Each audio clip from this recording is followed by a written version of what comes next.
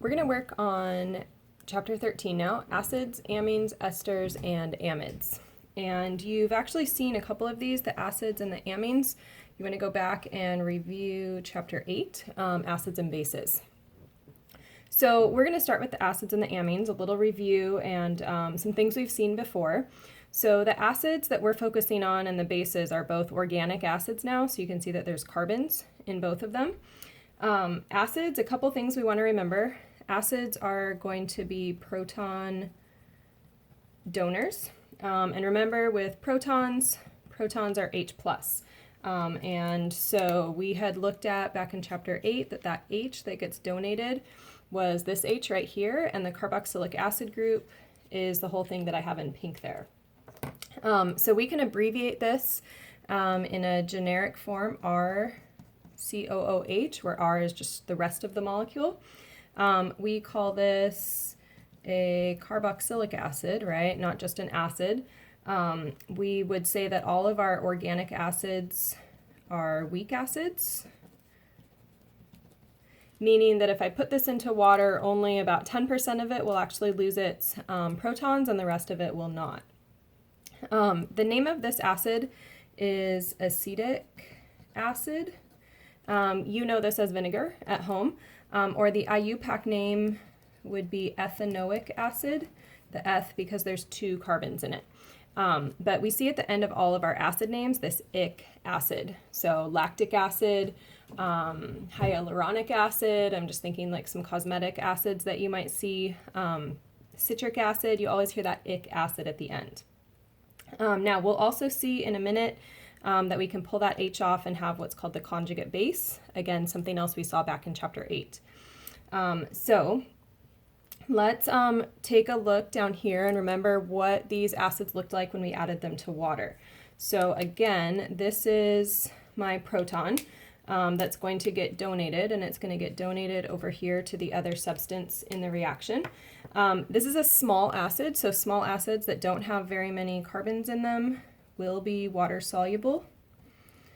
And then this is donated. Here's these equilibrium arrows telling me that about 10% of this will ionize and about 90% roughly of it will actually stay together as a molecule.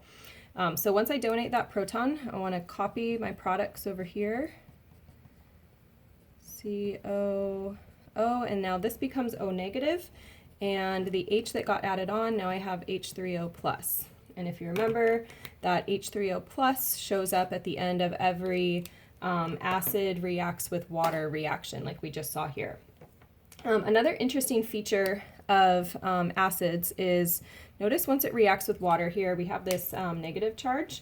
And anytime I see a negative charge on an acid or a base or a positive charge, these are not just water soluble, but these are even more water soluble now. So ions are able to participate in ion dipole attractions. And so if we can get our acids and bases charged, then they're going to be a lot more soluble in water. This product over here I would call the conjugate base. We saw those back in chapter 8 also. And the way that I name my conjugate bases is I get rid of that ic acid and I would call this acetate. So maybe you've heard before of lactic acid and lactate. That's just the same chemical but minus an H on the lactate or the citrate. You've lost an H. So that's a quick look at our carboxylic acids. Let's take a look at our amines. All right, so amines are going to be proton acceptors. And generically, what we will always see, well, we'll always see these nitrogens, right? And generically, that will be a nitrogen, which has a lone pair. That's where the protons end up getting accepted. And we can have up to 3 carbon groups around it. So I'm saying R, R prime, and R double prime. That just means I could put different carbons around it, or some of those R's could be hydrogens as well. So amines, like we're looking at here, that's the functional group. These are weak bases. So they're going to have pHs that are greater than 7, but probably not all the way up to 14. If I name this compound that I'm looking at here, this would be called methylamine. So it's got that amine as a part of the name, and you've heard of some of these before, like dopamine is one that comes to mind, or methamphetamine. Can you hear the amine at the end of those? So amines have this nitrogen, that's going to be the proton acceptor, and we see it in their name as well. So let's review what happens when these amines react with water. So they are going to be proton acceptors, right? So they're going to take a proton from water. I'm going to move that over here. When that reaction happens, remember that can move here because there's a lone pair. Now I have an extra hydrogen on that nitrogen, and I just copy whatever the rest of the molecule was, all right?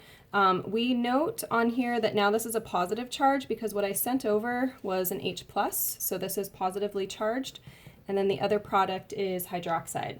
So if you remember, with all of my bases, we always have hydroxides as a product. And then just like we saw over here with the acid, once you get this positive charge, we're making a big deal out of it when we note it, because this is going to be more water soluble than it was before. So over here, this would be water soluble. It can hydrogen bond with water because of those NHs, but once it's got a charge on it, it's even more water soluble, and that's noteworthy. We'll see how that's helpful in pharmaceuticals in a few minutes here.